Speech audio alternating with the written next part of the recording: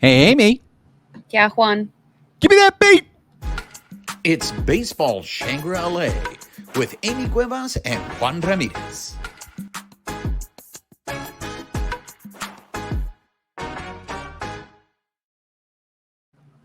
What's up, party people?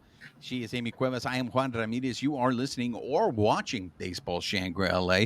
If you are listening to us on the audio portion of the podcast, please make sure you are subscribed to the podcast. Rate us, write us a review, help spread the word about the podcast. If you're watching us on YouTube, make sure you're subscribed to our YouTube channel. Hit that notification button, give us a thumbs up, leave us comments. We love engaging with you. And most importantly, make sure you're following us on social media on X at BB Shangri-La, on Instagram, YouTube, and Twitch at Baseball Shangri-La.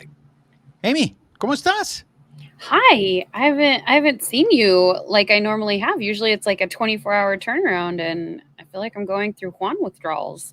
This really is a long time no see. It has been a minute. Actually, the last time we saw each other was during the NLCS. So we are going to, when we last left you, we were right in the middle of it. It was 1-1. So we're going to start off with the NLCS, and then we're going to work ourselves. We got quite a few topics here, and I feel this may be an emotional episode. This episode may take us places that we don't want to go, because I think with the World Series, and by the way, I buried the lead. By the way, the Dodgers are going to the World Series. What? They are? Exactly. Oh my god. Who saw that coming? So the World I Series I is about to I did. start I did. on Friday, and it's gonna be a El Clásico, which is gonna be the Dodgers versus the Yankees. So we're gonna cover a lot of stuff, and when we start talking about the NLCS, we may blend into the World Series, so we may overlap topics. But we also got some heartbreaking news last night. Grab your Uh, tissues, grab your handkerchiefs. so We're I going to feel think our feels today. Yeah, we're going to talk about that too. So I just feel it's kind of a mixed bag. The excitement that I had going into the World Series has definitely been I don't know if tampered is the right word, or Tamped down. tapered down. Tamped. Is that Tamped. um? So before we get into that, I just want to say this, Amy, and this is for our listeners. Um, because I know this drives you crazy. I know it does, but I just want to recognize Which thing? one of the many things on this show that drives you crazy.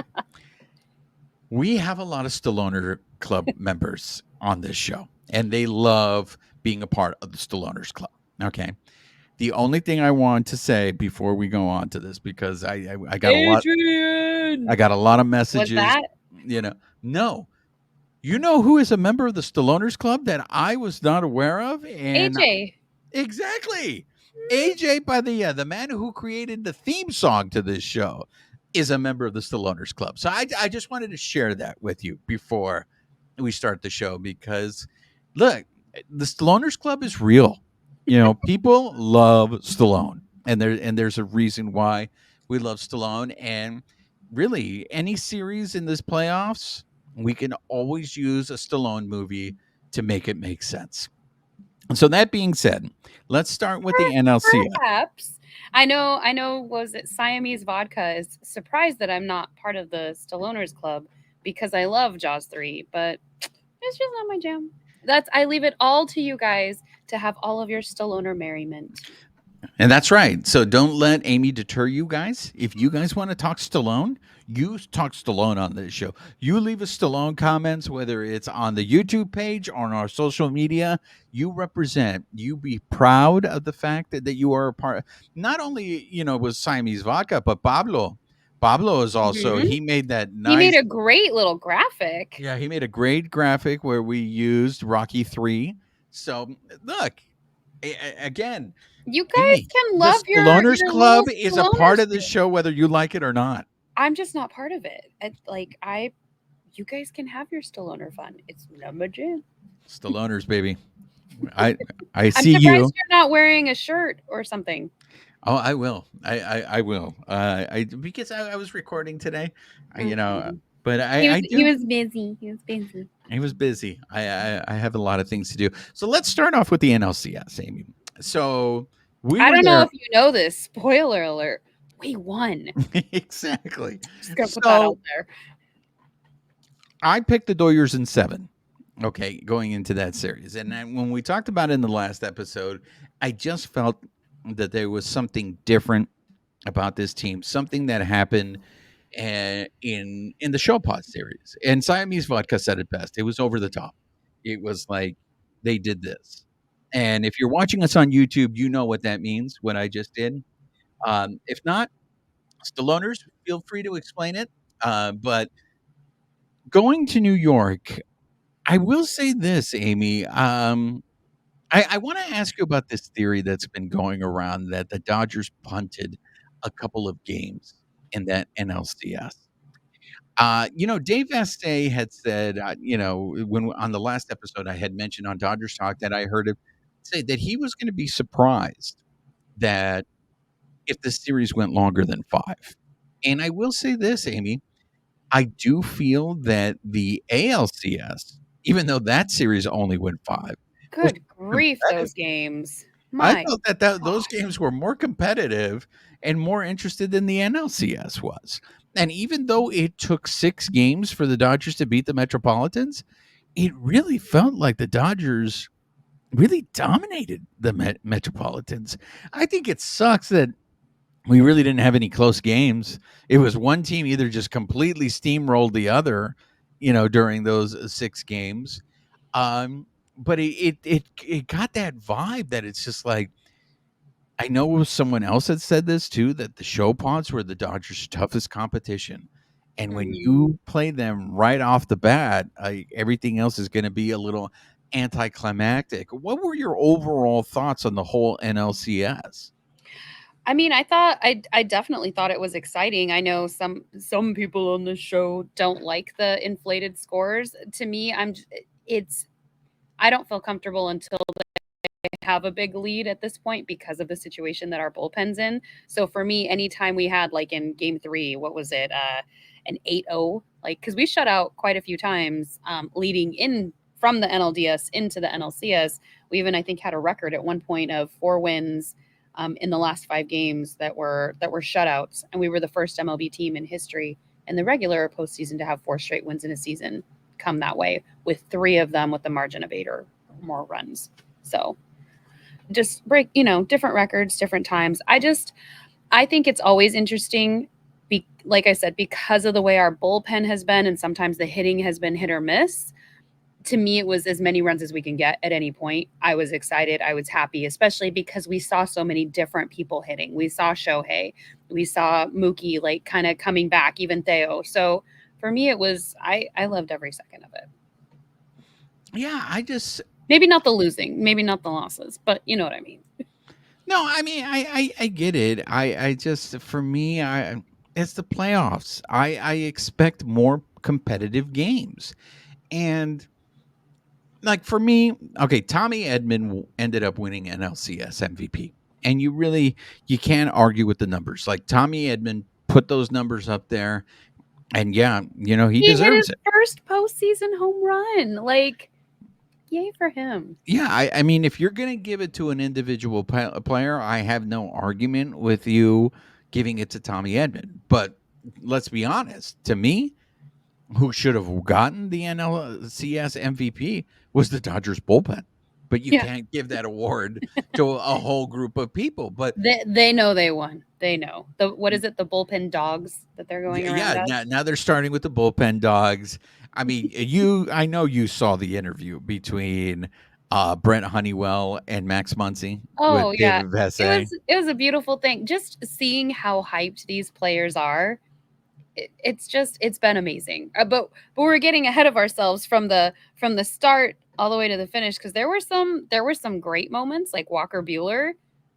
Like, who saw that? Everybody was saying that he probably wasn't going to show up in that second time around, and then he went 4 innings, did a But pretty good job. Amy, I have to tell you this, and this is me finally coming to terms with the fact that I just need to embrace new baseball because this is just not going to change. After Walker Bueller pitched 4 innings that game, I found Mhm. myself sending text messages to my friends going, this guy is getting lauded He is getting all like people are giving this man his flores for pitching 4 innings. But I think it's context. It's not that he pitched 4 innings and oh my god, he's a champion. It's the adversity he has dealt with all year. So for him to pitch 4 scoreless innings was like, wait, we got 4 scoreless innings out of him? Did you not hear some of the flack he was getting before, not just from Dodgers fans, but from fans on the other side, like basically that he wasn't going to show up and just like they were going to be able to take him to town. And it was like, well, I mean, he kind of, yeah, it was only 4 innings, but he did a good job holding it down considering. Yeah, I mean, everything you said, no lies detected. I can't argue with any, but Would I'm we just like him to go deeper? Absolutely. yeah. I mean, it's just to me, I'm stuck in an old mindset, and I think that's part of when you say, there's people on this show who don't like a lot of runs. She's talking about me, guys. I'm the guy that doesn't like a lot of runs. I'm the kind of guy that I expect, especially in the playoffs, I expect 3-2 games. 3-2. I expect 1-run games, and I get it. Those are stressful games. And You why do you don't. expect that? Just because that's how it's always been? Well, I just expect that because we are now getting down to the best teams, right? So I expect those teams. The reason why they got to those positions is because they have good pitching. You know, Well, do you think part of that is maybe the expanded wild card though? Because we do have teams getting in that maybe, you know. no, I think you're spot on with that. I do feel that there was something to be said when you had the old playoff format, which was you had 2 divisions and one team was coming out of one division. I mean, that really separated, the men from the boys, where if you ended up winning the division, it's because you were good the whole year. You didn't like squeak in and stuff like that. Not to take anything away from the Mets because they knocked a lot of people out of the way just to get there, which It was all division again, winners. They eliminated all division winners. exactly. But then that goes back to the argument for this year and last year, and maybe even going into the year before of, who did we have going to the World Series last year, which were two of the lower seed teams. So, I don't know. Does it make it more fair because the people people get to see other teams in there? Sure. But is it the cream of the crop? I don't know. That's where I guess time will tell on this. I mean, I think it's fair what you're saying. Well, I don't want to put words into your mouth. It's the fact that adding all these extra playoff teams, does that water down the Mhm. playoffs? Because the thing is you had a great series, that opening series between the Doyers and the Show Pods. And a lot of people that aren't necessarily Doyer fans, I saw were making the argument that's like, it's really bad that the best series that we could get, we got it at the very beginning. Like Mhm. the Dodgers and the Show Pods is something that a lot of people felt that should have been an NLCS. And then that would have supported my argument because but even in those games, in that series, you had blowouts, Mhm. so it's just, again, and maybe I shouldn't do this because I'm comparing it to the ALCS, but those games were competitive. I'm sure the Guardians fans weren't happy the way it turned out, but Mhm. those were competitive games that made you want to watch until the end. And I get it. You had stress relievers. But going back to that question, do you think that Dave Roberts punted a few games in this series and maybe the Dodgers could have finished? Because I know the last Absolutely time that we not. were on this show, Absolutely not. the last week's show, I was surprised a little bit that he didn't use any of his high leverage guys in game 2 to try to keep that game close, because I thought they would have a chance to steal it. Now, game 5, when Jack Flaherty, and we knew that Jack Flaherty was sick. Well, Mhm. afterwards we found out that Jack Yes. Flaherty was sick. I know there were a lot of questions of, would you have pulled Jack Flaherty earlier? And I know that Roberts addressed that question at the end. Again, he did not want to use his high leverage people. And that's why you had that epic interview with Brett Honeywell and Max Muncy after they ended up winning the Mhm. NLCS, that Honeywell basically saved the bullpen and set up for game 6. He Um, pitched 4 2/3 innings.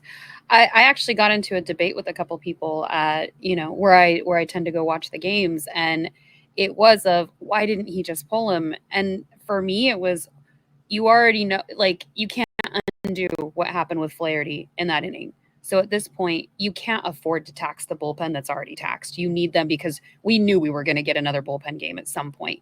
Whether he slated Bueller first and then, potential game 7, we need a bullpen game. Whichever way he went, you need those guys in tip top shape. So for me, it was like, did I want to see him flounder out there? No. But I understood it. And it was like, all right, we're going to bite this game. And then we're just, we're going to move on to the next one. At least that was my perspective on it. Yeah, again, it's one of those. I think those are examples of the big difference between a 5-game series and a 7-game series. Look, and it ended up working for Dave Roberts in the end. He Because had you this can't strategy. tax them and potentially tax them and go into a game 7 situation because they are tired for that game 6. And now you've got to go into the World Series with that extra game that you potentially wouldn't have had to play. Well, and the thing is also the Dodgers had a very specific strategy with the way they were using that bullpen. And I'm curious to see if that same strategy works in the World Series because I plan for them to go ahead and use that. I am a little concerned. They've already said it's going to happen. Yeah, I saw how it was in Game 6, and I felt that the bullpen was showing some cracks. There were a lot of walks or just getting people on base. Like every inning, even though they managed to like keep it to a minimum, every inning it was like, oh my God, okay, we're safe. Oh my God, okay, we're safe again. There was that we kept the scoring to a minimum, but we also know the Mets come from behind, and it was just like at any point, especially Brazier giving up that home run, and then he came back in the next inning, and it was just like, oh, we're putting him back in. Okay. Well, and that's the thing, right? In that, how much longer can this bullpen keep doing what they're doing, right? And those are going to be the questions we're going to pose in the World Series. We're going to talk about the World Series and the Yankees a little bit later, but those were just things that I was noticing. We skipped the Yamamoto. I skipped the Yamamoto start. Yamamoto came and he did, but isn't it amazing? Like when you have offense, you pitch differently. Well, and keep in mind their hottest hitters. I mean, Alonso had a good game in game 5, but a lot of their hottest hitters that we heard, like Vientos, Alonso, like Nimmo, Lindor, we managed to shut them down for the most part. Like they were not hitting at the level that I would have expected them to hit in the NLCS. Well, and kudos to our guys. Kid, Go ahead. I think that Vientos kid was the only one, and I'm very. Well, he was hot before they even got into the NLCS. Yeah, I'm very curious to see what that Vientos kid does next year for the Metropolitans because I was very impressed with him. That was honestly, he was the only hitter in that lineup, in that Metropolitans lineup, that I was concerned about. Yes, obviously Francisco Lindor had a fantastic season, but to your point, every time Amie, that lineup turned over, it was like, oh, okay. It was like the reverse of our pitchers, like, all right. Yeah, but they handled him. They handled him, and they did the same with Pete Alonso. So, again, it seems like that NLCS, even though it was 6 games, really felt anticlimactic, especially once the Dodgers showed up in New York and won those first 2 games and took a 3-1 lead. We definitely watch baseball differently because I'm not saying that it was like exciting close baseball like that, but to me they were still exciting games. Like it was still like, oh man, these guys could come back at any point because like with baseball anything can happen. So it was just like, oh man, we got 2 on their side. Like, are we going to be able to shut them down? And there were a lot of times where the pitchers got out of jams. There were some times obviously where they didn't, but like they did a pretty good job. Yeah, I guess, like I said, for my heart, it was great because they weren't stressful games because, like I said, they were either just killing them or they were getting killed. So it was like, all right, I knew early on, all right, let's get ready for the next game. These poor Dodgers cannot win because they don't hit and everybody's on their case. And right now they're hitting a whole bunch and everybody's like, these aren't exciting games. And it's like, aren't you guys the fans of winning? Like, they're winning.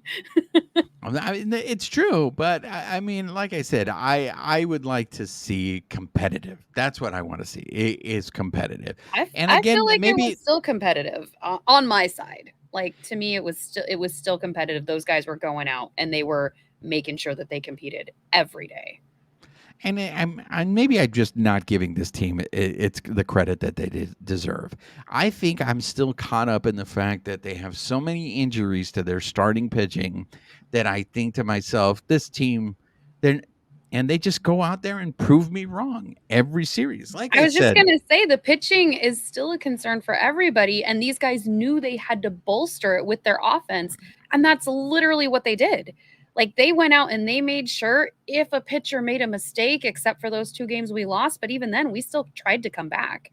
If that pitcher made a mistake, they had padding. And to me, like, they did everything that I could have wished for and more.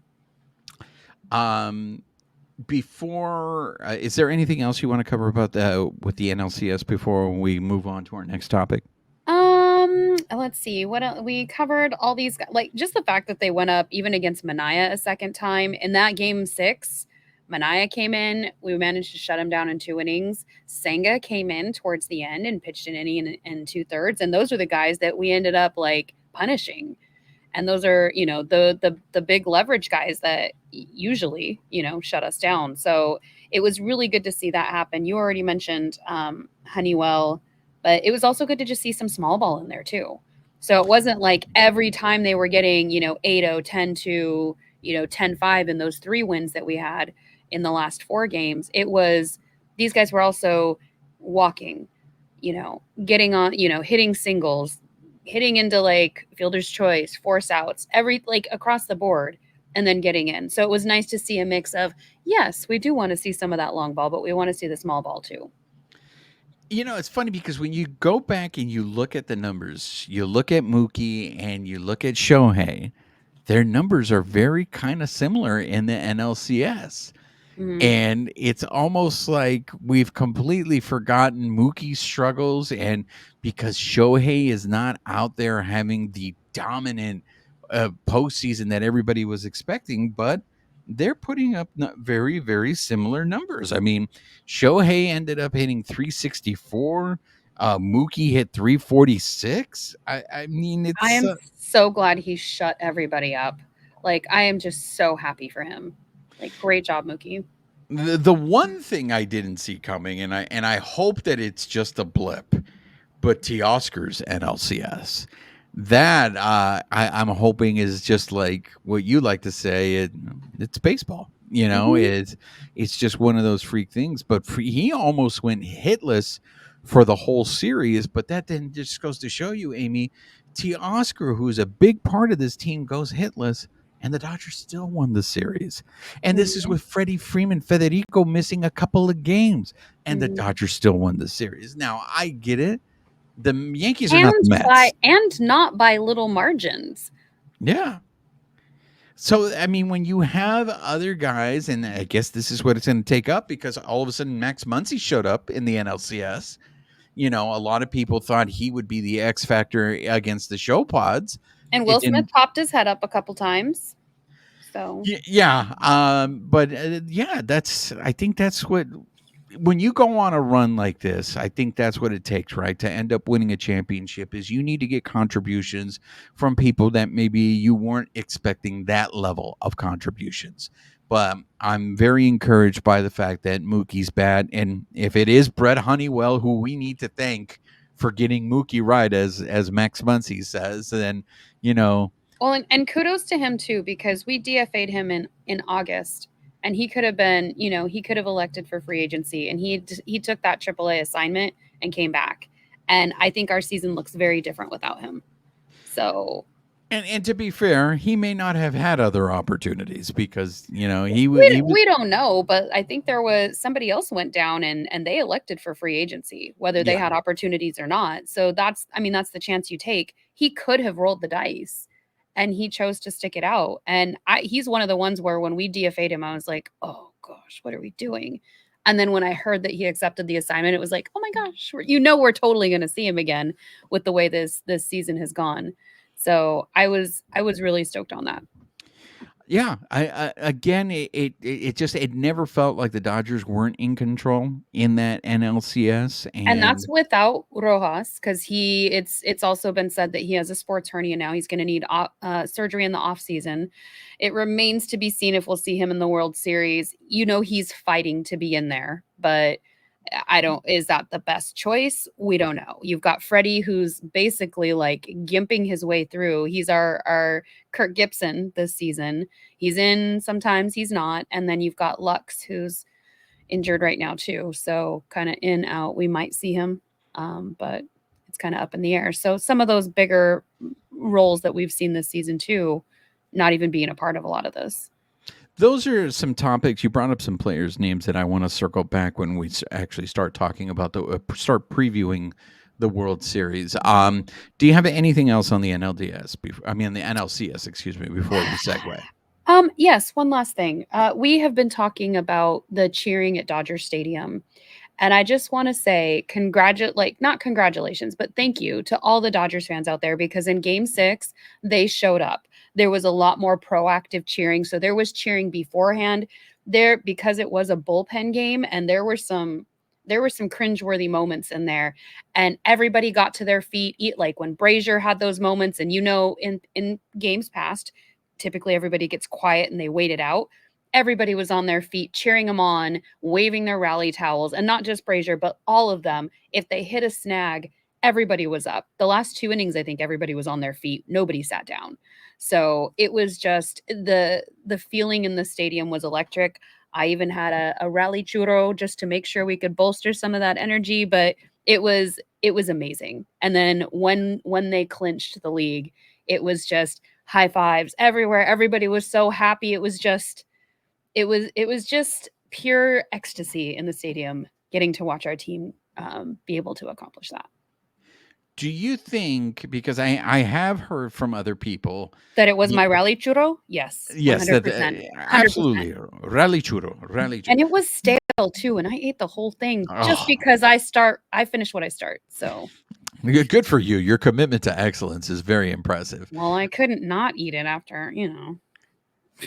But I have there were a lot of fans that were pointing out to me that there was a lot of energy for that game 6. So let me ask you this: do you think it was because it was a clincher, and was it the same, or was it better than the energy of game 5? Because I Better. remember game 5 against the show pause, the NLDS. I thought the crowd was very pumped, and it was in it from the beginning. Well, I It mean, you were there was for both, It so was, but this one was more proactive, where the cheering was there, but this was there even in those not high leverage moments. People were up and they were generating those cheers. And it wasn't just like, I think Kike had some of the loudest ones. When he would come up to bat, everybody was shouting that. But you got MVP chants for not only Shohei, but for Tommy Edman. And then, of course, Mookie comes up to bat, and you hear like the low, it sounds like a boo, but it's not a boo. And everybody's just kind of shouting Mookie. But I think it was a different kind of energy than game 5, what we saw on the DS. This one, I feel like, was more proactive. People just trying to keep that momentum going. well, hopefully we have that in the World Series, because in the World Series, especially once we preview the World Series, I do want to bring up this topic in terms of ticket prices, and we're Gosh. also it's a Dodgers Yankees World Series, so It is? Oh my gosh. so Say I it ain't definitely want to so. get into that. But before we get in and preview the World Series, I do want to go ahead and totally bring the show down, because this is Oh, what wait, we hold do. on. I've got to put my rally towel away. Which, hey, great rally towel for this one, right? Oh, Oh, there. man. Darn green screen. Oh, you get the idea. So last night, the breaking news was that Fernando Valenzuela had passed away, and I'm I looking at you right now. actually found out the news from you. You were the one that had brought it to my attention. And look, we have seen Fernando this whole season in the press box, and We respected his privacy. There were a lot of rumors. There was a lot of speculation. And on this show, both you and I had made the conscious decision that we just were not going to go ahead and address this. There was a report earlier, just a few weeks ago, that he was in the hospital. He had stopped doing broadcasts. And again, out of respect to the family, and in my instances with him, walking past him, I've had the honor of interviewing him on more than one occasion, running into him in the press box. I always knew he was a private man. I never felt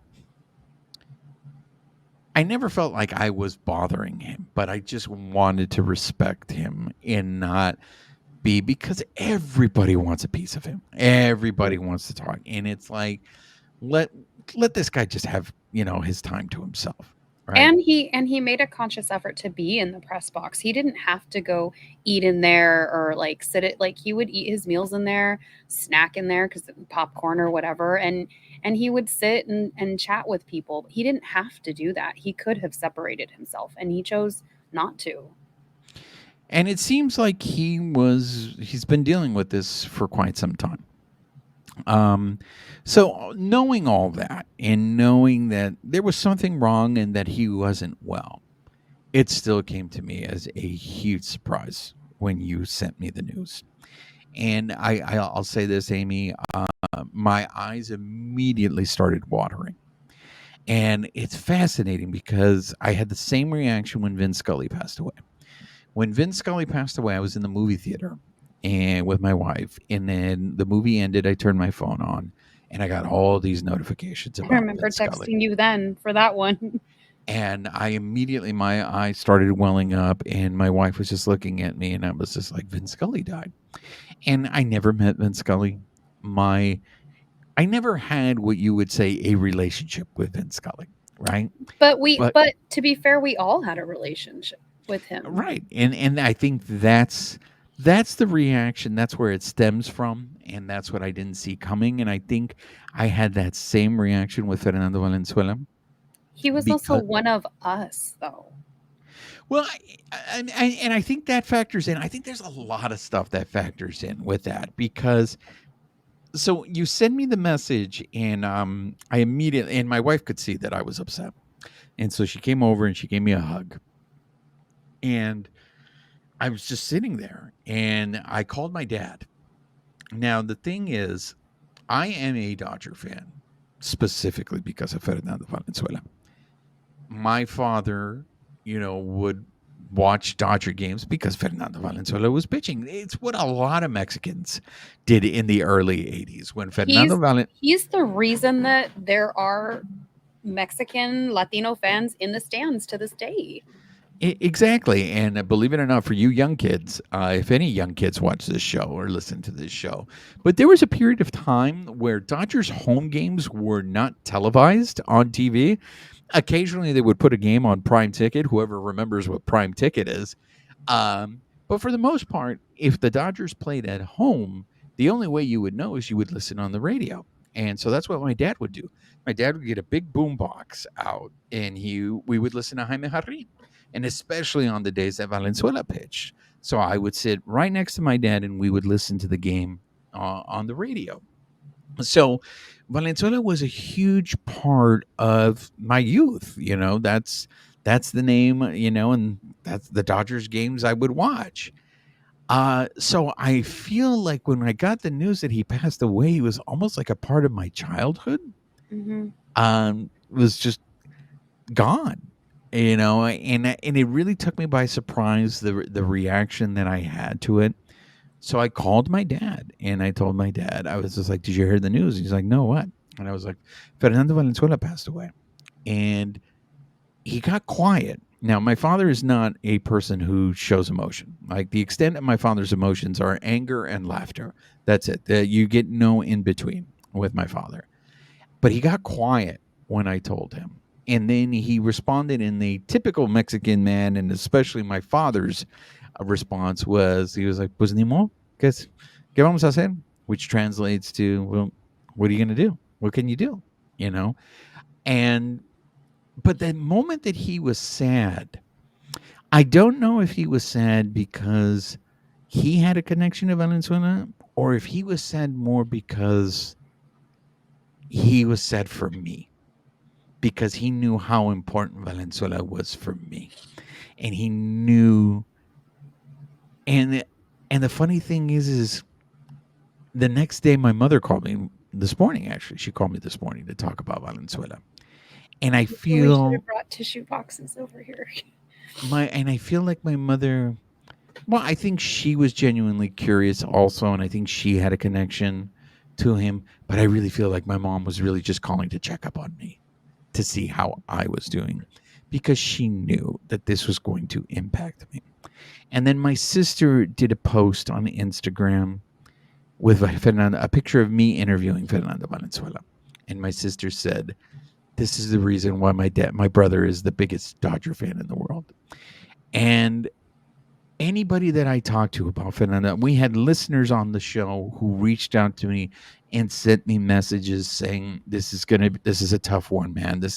And we all kind of had the same story. And the story was, we were all brought together with Valenzuela and family. There always was a family connection, whether it was your immediate, parent, a sibling, a grandfather. It was a communal thing where we all came together and through this guy.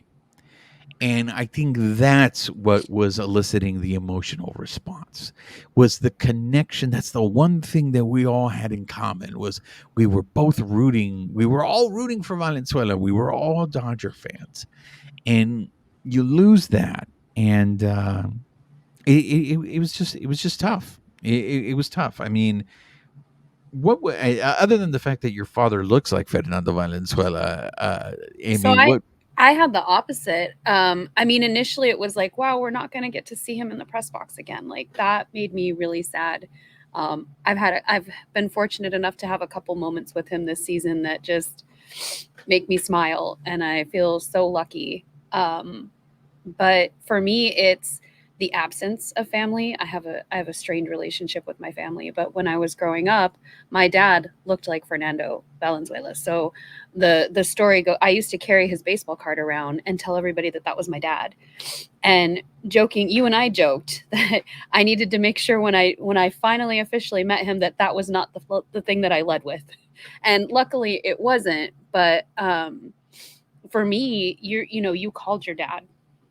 I'm going to get all worked up. And mine was the absence of that relationship and just what he represented to me.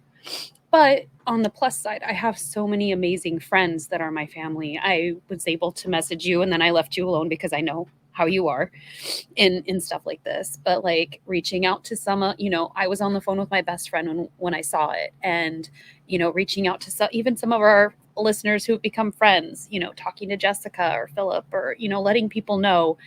And it was like that's how I was able to connect and have my family. But he even in his passing, he has brought people together, and you can't help but see it in the broadcasts that have come out.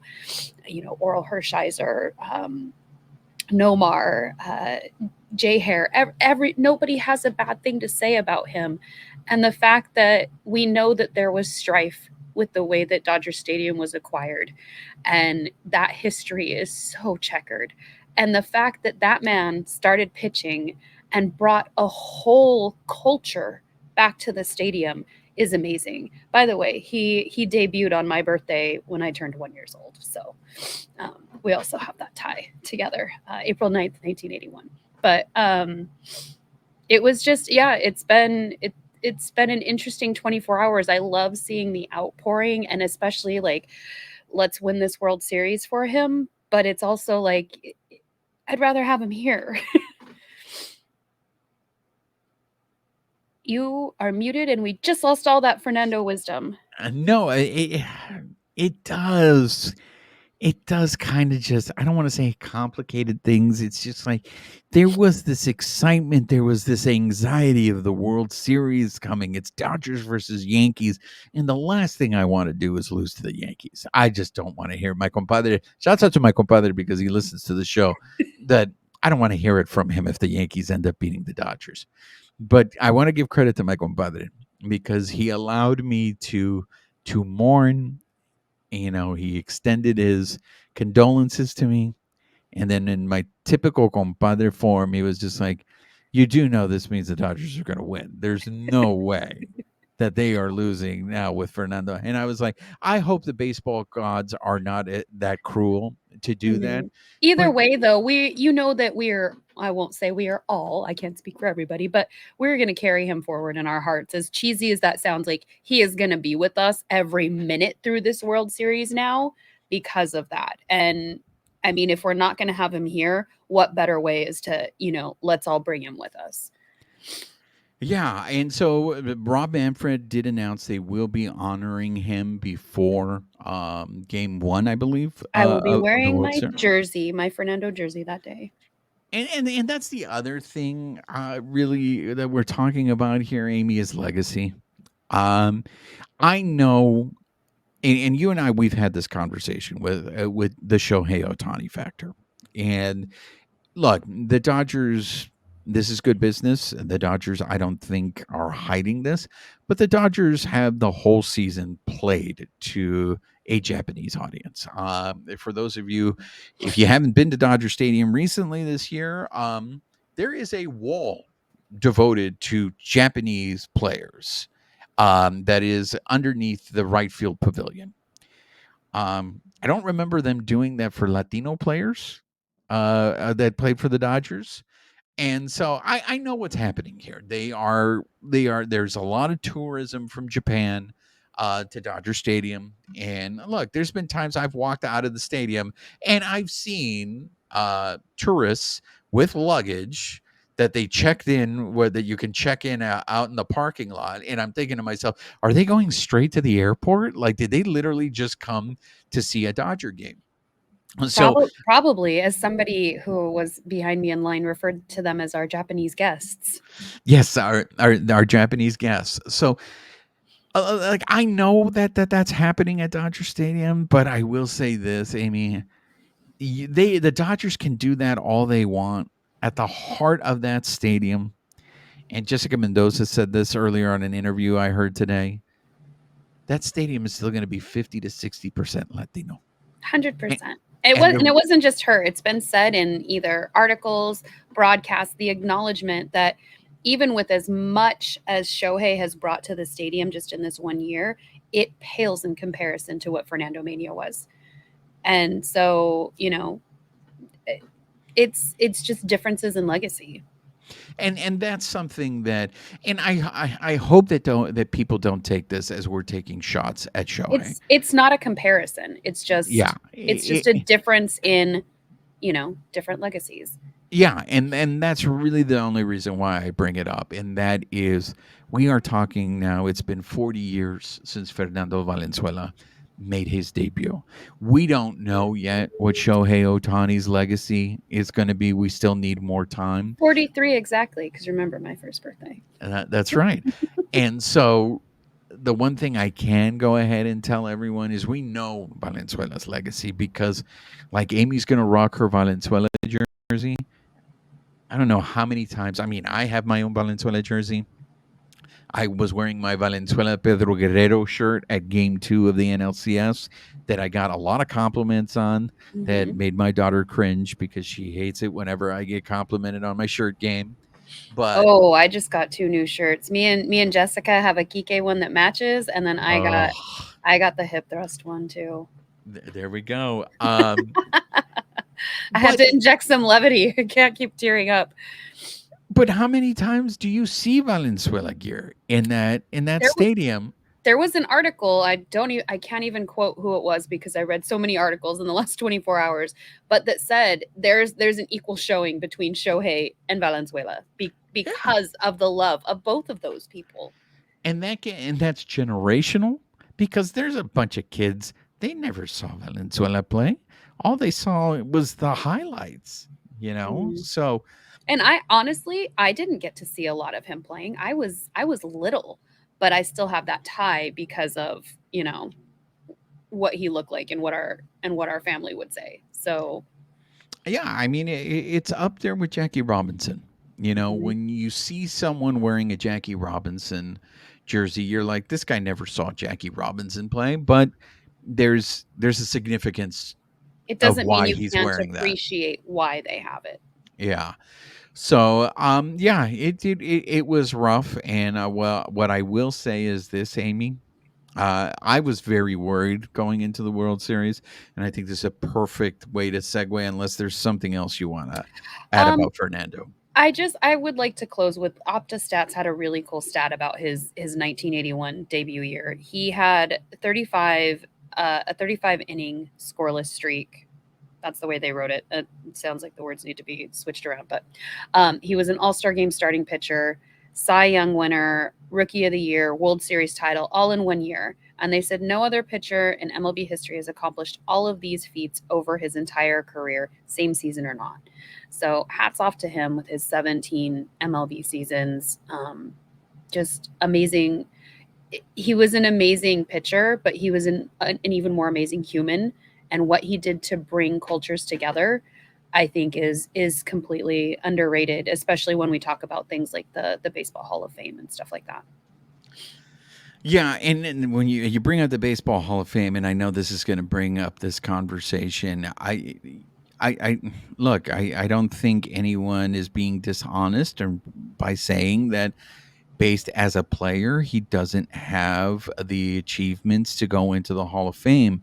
But what we're talking about here is a legacy. What you're talking about is one of the blue bloods of Major League Baseball, the He's a Dodgers cultural organization. icon. Exactly. Um, and I do think that his contributions to the game do need to be significantly, seriously considered Hmm. for Hall of Fame induction. I Absolutely. don't say because look, again, my thing is the Hall of Fame is a museum, and even though I have a very strong line in terms of you're either a Hall of Famer or you're not. But I will be able to go ahead and delineate the difference between going in as a player and going in under another, for some other reasons. That's why when we He talked about deserved to be remembered. Young people need to know of his contributions and not his stat. It doesn't necessarily have to be about his stat line. exactly, and so for me, he should be seriously considered for an induction into the Hall of Fame. What's going to suck is his death.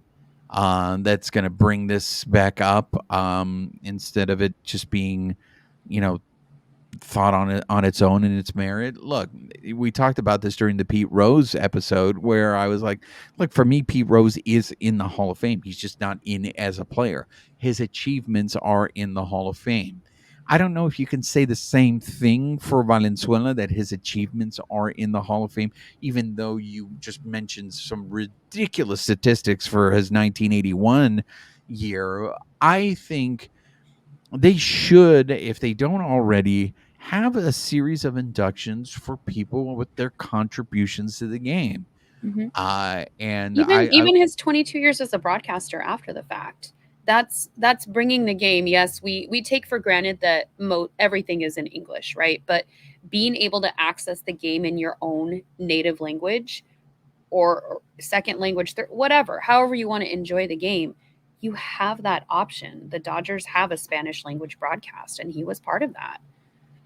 yeah, absolutely. So I mean, it's been a tough period, and the Share some of your guys' memories with us too in the comments. Like we'd love to be able to commiserate. I know some of you have already reached out, but I think that's how we also keep him kind of alive in our hearts is being able to share those stories with each other. absolutely, I agree with that 100%. That's how you keep a legacy alive, is by continuing to talk about the accomplishments. And look, you Put a hinted at picture it. of him on your ofrenda. Yeah, yeah, yeah. And you know when his birthday is, right? No, because the only notable date was the one that shared my birthday. Sorry. Fernando's birthday is coming up. Oh, His birthday is on November 1st, oh. and it has been brought to a lot of people's attention. November 1st is Game 6, so a lot of people are picking the Dodgers in 6. Let me tell you, if that happens, if the Dodgers end up winning the World Series on Fernando Valenzuela's birthday, that's some scary shit right there. Like that's I don't know if like that's I the think that's universe. amazing. I don't know what you would call that, but Awesome. something is going on out there. Look, Amy, we're going to segue into previewing the World Series between the Dodgers and the Yankees. Going into this, I was very anxiety riddled. I did not have the confidence that I had against the Metropolitans because after seeing what the Yankees did to the Cleveland Guardians, I was just like, yeah. So because a lot It's of not Dodger going to be an easy series. Let's just get that out there. These are two great teams. and I've had a lot of time to think about it this week because See, the that's thing your problem. You're overthinking it. I know it really is because I'm sitting there going. So a lot of people look. The Dodgers took 2 out of 3 against the Yankees in New York earlier this season, and this is when I sit there and I remind everybody, yes, Juan Soto did not play in that series. The Dodgers did not face Garrett Cole. They did not face Carlos Rodon. Okay, so you can throw that series out the window. So my big concern was the top of that lineup for the Yankees, for me, is very similar to the Dodgers lineup, and that Mhm. is they make you work. And we have starters who have a hard time going deep into games because they make a lot of pitches. So I'm worried that Walker Buehler is going to have 90 pitches in the third inning. I'm worried that Yamamoto is going to have a high pitch count. Just I'm just worried get about yourself Flaherty. just get yourself ready for it. It's probably going to happen. And And and you're not going to be able to do anything about it. that's true, and that's why I say that you started seeing cracks in the bullpen in that Mets series, and that's because it's a 7-game series. If you only throw one bullpen game, okay, but you had to throw 2 in that series. And That- they're having to bail out the starting pitchers on it- multiple occasions because let's see here. We had Bueller go 4 innings, Yamamoto went 4 1/3, and Flaherty went 3. And then we had a bullpen game. yeah, so that was a huge concern for me. The fact that Federico I thought, God, man, I had such admiration for Federico, and I was like, he's going to find a way to play in all these games. And the fact that he played less games than I thought he was going to play, that ankle is really bothering him. I'm glad he's not though, because if that impacts his batting stance and we saw in his batting performance, it's not his usual production. I don't think it's in the best interest until he feels better and he can perform to be in the lineup. No, but look, when you sit there and what's the image that I keep seeing all over social media when it's the Yankees and the Dodgers? It's Aaron Judd facing off against Shohei Ohtani, Juan Soto against Mookie Betts, and then Giancarlo Stanton against Freddie Freeman. And I'm just like, but Freddie's not healthy. Yeah, but we've got so many other guys that are contributing right now. And that's what's making me starting feel better about You've got myself. Teoscar. Yes, he didn't perform like he did in the DS, but he started to turn that around. You've got Teoscar. You've got Muncy, who, maybe he doesn't hit all the He time. had a But great NLCS. he Muncy had had a he had a 12. What was it? A 12 game or on 12 base. on base streak. Yeah. 12 consecutive times on base. Like you've got all these guys. Smith isn't where we'd want him right now. They've interjected Taylor a couple times. He's come through in some cases, not so much in others. But you've still got guys on there that can carry the team. And in those moments, you just have to hope that they come through. Yeah, so I'm hoping that I do feel the Dodgers lineup is a little bit longer than the Yankees lineup. That's what I've been hearing. But the pitching is. But they clearly have an edge when it comes to starting pitching. First of all, they have 4 starters, so But that if we already have gives them our an edge. guys being patient, you'll see it in some games. You can see them being so patient at the plate, and then other games it just speeds up, and then it's like, oh, this is the game. It's usually the ones that we lose, where they're trying to swing for the fences and they're swinging at everything. Versus when they watch those pitches, you can see them drive up that pitcher and get them out of the game faster. And if they can do that, just be patient. That's going to be in their favor in this, especially in this series. Yeah, so I mean, look, after the celebration I thought to myself, I was like, oh man, like my heart is telling me like this team just proves you wrong every Just single enjoy round. it. Just They're gonna enjoy do it. it. They're gonna do it. They're gonna, but I can't ignore my eyes and seeing what the Yankees did to the Guardians. Just But enjoy every game that we have because baseball is almost over. And while in some cases that's a relief because I am exhausted, at the same time, we're not going to have baseball till next year. So enjoy what we can. no, I am going to enjoy it. But I just the things that brought me around we're looking at the fact that the Dodgers lineup, I think, is a little bit longer. Yes, the Yankees have an advantage with starting pitching. Um, I think the question is, can this bullpen, this Dodger bullpen, continue to do what they've been doing all playoffs, You mean or our is it bullpen dogs? the bullpen dogs, or is it going to catch up with them? One thing, when looking at what the Yankees did to the Guardians, one thing that does stand out to me, and that is Dave Roberts has really done a good job in terms of managing and in particular how he's handled the bullpen. Mhm. And what the Guardians did is something that I don't think the Doyers are going to do. So I'm curious if it's going to work in the World Series. The Guardians kept throwing the same relievers at the Yankees. So the Yankees really got good looks at those. I mean, what they did to poor Class A. I mean, Class A had an amazing season and they just destroyed him in the postseason.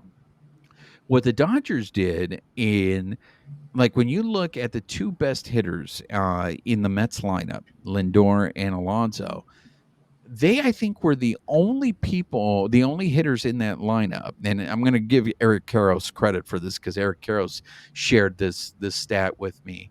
Those guys were the only two in the Mets lineup that saw the same reliever twice. So what the Dodgers did was they did this against the show pods. They do a really good job of mixing those relievers so these Yankee players don't get a good look at him. Now, in order for that to happen, I do think you need length from your starters. I would love for Jack Flaherty to go 7 the way he went, in the first game of the NLCS. I don't know if that's realistic, but Well, if he hopefully with does the that, rest that they're getting over the next couple days too, that's going to factor in. They're not like right on top of each other with some of these really important games. yeah. And so I hope you can get some more length from Bueller and Yamamoto to put that bullpen so Roberts can go ahead and continue to do what he's doing because look, I have been very critical in terms of him and how he manages a game in the past, but you got to give him his flowers the way he's been managing this postseason.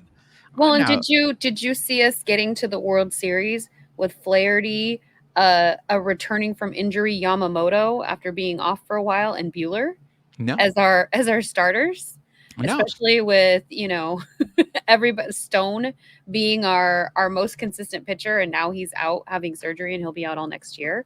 Like we've got Flaherty starting game 1, Yamamoto in game 2, and then Bueller's going to take 3. Like this is not what anybody probably had on their bingo card, and yet for all the negativity out there, they're going to the World Series. That not only did they lead the league, they're going to the World Series. So and that's why I finally have come around, Amy, to I think they're going to win the World Series because I didn't think they had the pitching. I didn't think they would make it this far. I think they would have gotten exposed. There are too many things that are happening that I am just there's no explanation for it, and because there's no explanation for it, I'm going to keep writing it because look, they beat a very good Chopin's team. They beat a Metropolitans team that was, I think, at least in the National League since June, had the mhm. best record. Since they played the Dodgers. Yeah, and so I This is where I'm just like, you know what? These are two storied franchises meeting again. They haven't played against each other since 81 when we took that series. Um, but at the same time, I want them to win. I hope they win. I'm rooting for that with my whole heart. But I don't have any expectations. Like we're just gonna take this one game at a time, and these guys are gonna do their best. Like that's literally all we can hope for at this point. When I found this tail of the tape type thing, and I think it's crazy, right? Because these are arguably the two biggest franchises in Major League Baseball, And we don't even have the biggest payroll. and so going head to head, if you look at it, the Yankees, of course, they have 27 World Championships. The Dodgers have 7. We're looking at the same stat. I have this written down too. Okay. The Yankees 41 pennants. The Dodgers 25. This is where these next two surprised me, and I'm curious if they surprised you, Amy. I was grinning when I was writing the last two down. The number of Hall of Famers, the Yankees 47, the Dodgers 53.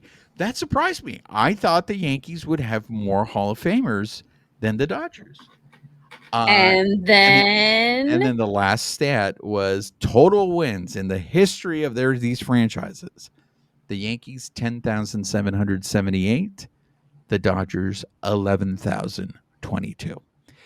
That to me surprised me. I would have thought the Yankees, with their dominance, early on in the first half of the 1900s. But look, I when was go the back last time the Yankees were in the World Series? Do you know? 2009. Okay. I think that's when they won it.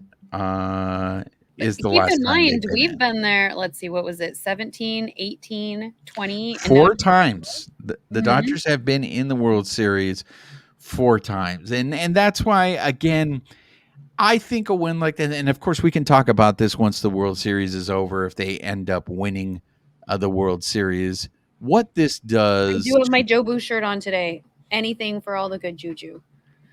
what this does to change the opinion of this team, so to speak, because as of now, because they've only won one World Series and they're always in the playoffs, I think they're kind of viewed the way that Atlanta Braves team was viewed in the 90s, as they underachieved. Amy, does winning a second World Series in this span, does that change how people should look at this Dodgers team? Because what you're always going to have in the back of your head is that 2017 World Series, where what if they would have won that? Then if they beat the Yankees, they would have 3 World Series. To me, none of that matters because we can't go back and rewrite history, and you're just going to make me angry thinking of that whole 2017.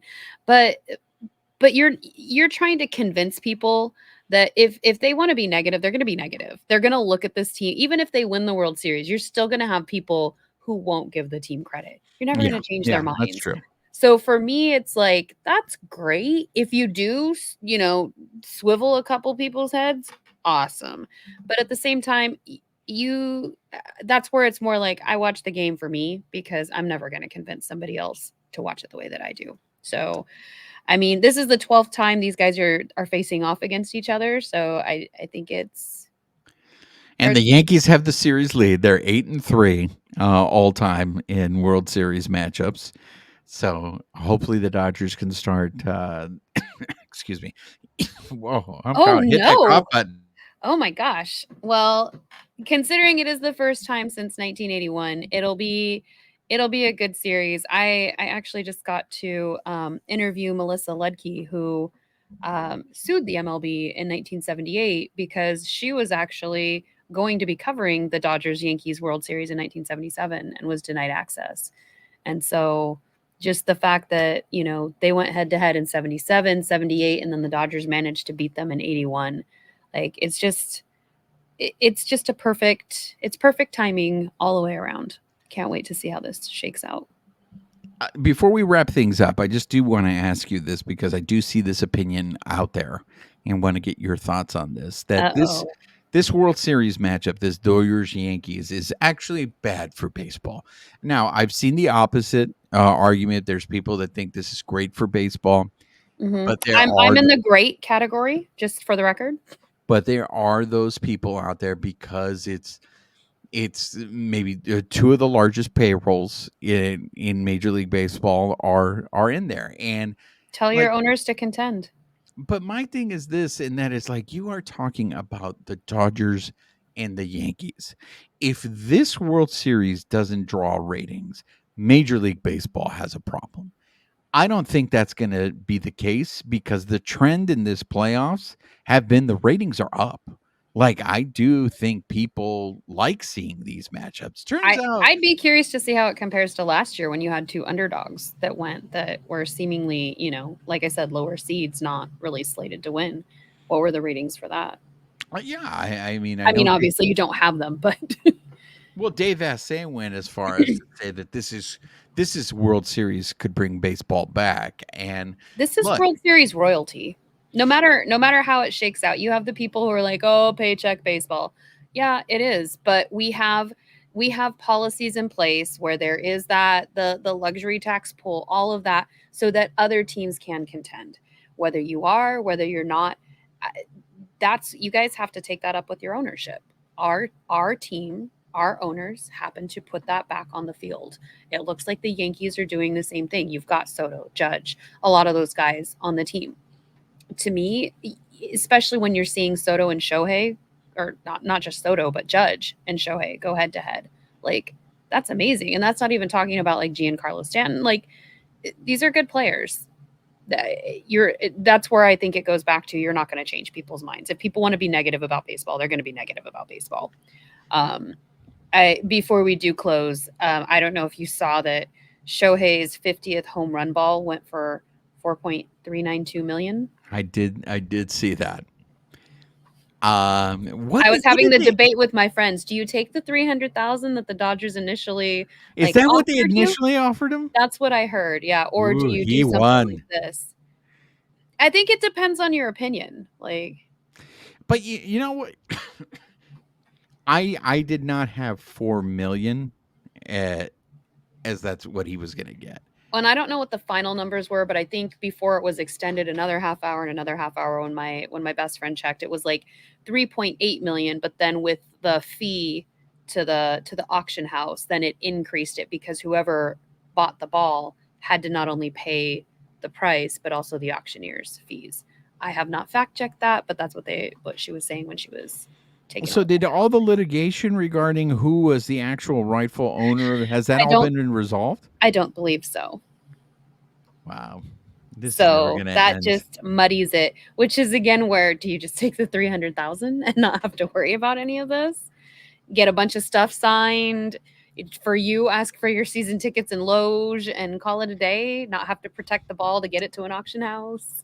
I don't think it would have ended for that guy, because even if he would have sold it for 300,000, those other people would have gone after him and say, "Hey, that money's mine. That money belongs to me because I am the rightful owner," which I just think is so ridiculous. This whole thing, it's just like, look, whoever comes out of there, that's the rightful owner of the ball. If you have the ball in your possession, you are the rightful owner of the ball. So The whole thing. So, yay. Auction house. All right, so that's going to do it for this episode. So next week, we're actually going to have World Series games that we're going to be able to react to, that it's going to be Dodgers and Yankees, this historic, and hopefully the excitement continues. Amie, you are going to be at both games. Is that correct? I will be at all of the home games, whatever those end up being. So if you're there, come say hi. I'll be out and about. So we will have some direct reports from Amie on our next episode. I'm going to be too busy cheering. No, I'm just kidding. You know I'm there with my scorecards the whole time. All right. Any last words? Let's go Dodgers. Oh, win it for Fernando. There we go. So that's going to do it for this episode. If you've been listening to us on the audio portion of the podcast, please make sure you are subscribed to the podcast, rate us, write us a review, help spread the word. If you're watching us on YouTube, make sure you're subscribed to our YouTube channel. Hit that notification button, give us a thumbs up, leave us comments, let us know. I mean, if you have any Fernando memories, leave us those comments. And most importantly, make sure you're following us on social media, on X at BP Shangri-La, on Instagram, YouTube, and Twitch at Baseball Shangri-La. She is Amie Cuevas. I am Juan Ramirez. Nos despedimos con un beso. Amie, say goodbye to the people. Goodbye, people.